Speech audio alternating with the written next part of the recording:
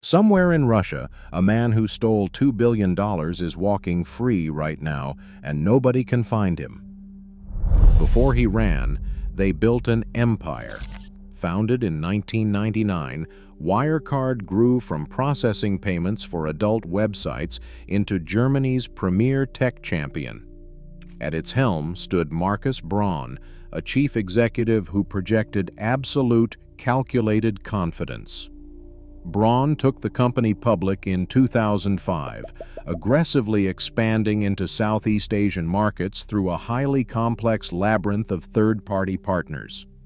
By 2018, Wirecard forced its way onto the prestigious DAX 30 index, peaking at a massive valuation of 24 billion euros.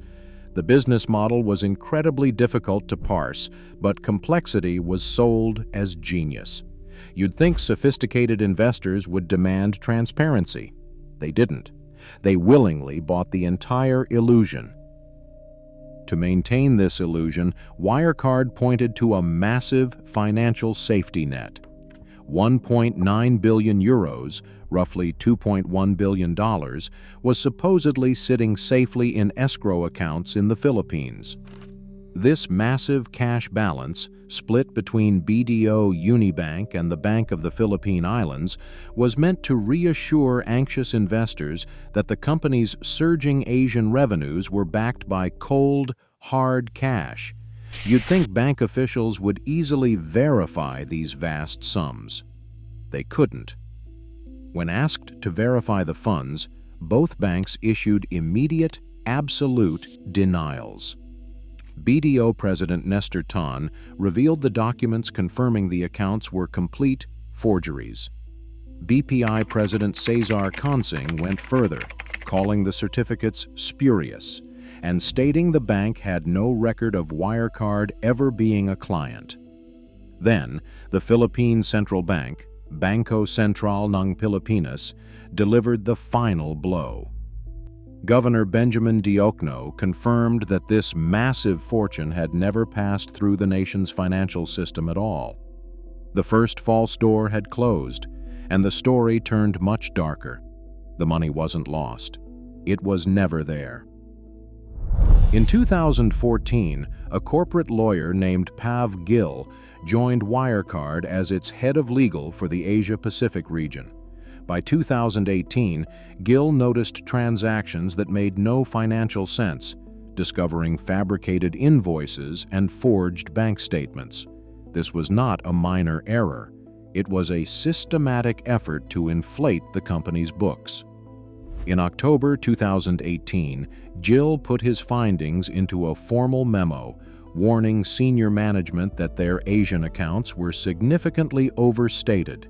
You would think a major financial giant would immediately launch an investigation. They did not.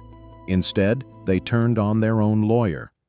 Wirecard executives launched internal investigations against Gill, threatened him with dismissal, and used legal intimidation to force him out. The fraud survived because the person closest to the truth was silenced. You'd think professional auditors would demand to see the original bank records. They didn't. Ernst & Young had signed off on Wirecard's books for years, relying entirely on scanned PDFs provided by management. In fact, internal EY emails reveal that the audit team raised concerns about unorthodox financial arrangements as early as 2016. They signed off anyway. Then there was BaFin, Germany's financial regulator. Following a damning Financial Times expose in February 2019, you would think the regulator would investigate the company. Instead, BaFin investigated the journalists who wrote the story. The system did not fail because the fraud was too complex. It failed because the gatekeepers chose to stand still. On June 5, 2020, the illusion fractured. German police and prosecutors stormed Wirecard's Munich headquarters, seizing hard drives and financial ledgers. The paper trail had caught up. Days later, Chief Operating Officer John Marsalek was fired. Under immense pressure, Marsalek told colleagues he was flying to Manila to find the missing billions. You would think immigration records would place him in the Philippines. They did not. In reality, Marsalek boarded a private jet to Belarus, vanishing as the company imploded. The paper chase was over. The global pursuit had begun. On June 18, 2020, Ernst & Young delivered the devastating truth.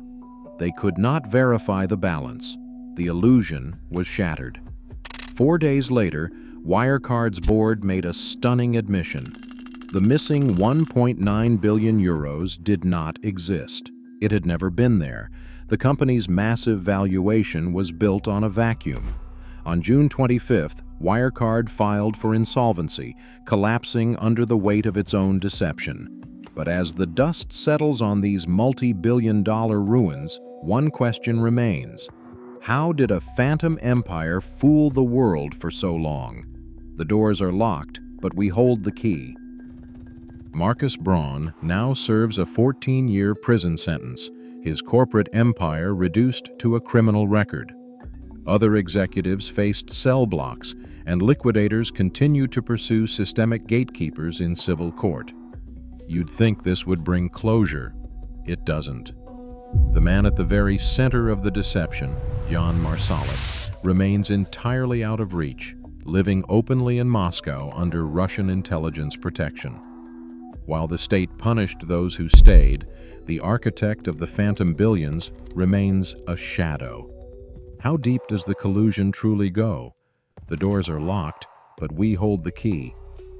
You'd think the system learned its lesson. It didn't. Which illusion will you buy into next? The doors are locked, but we hold the key.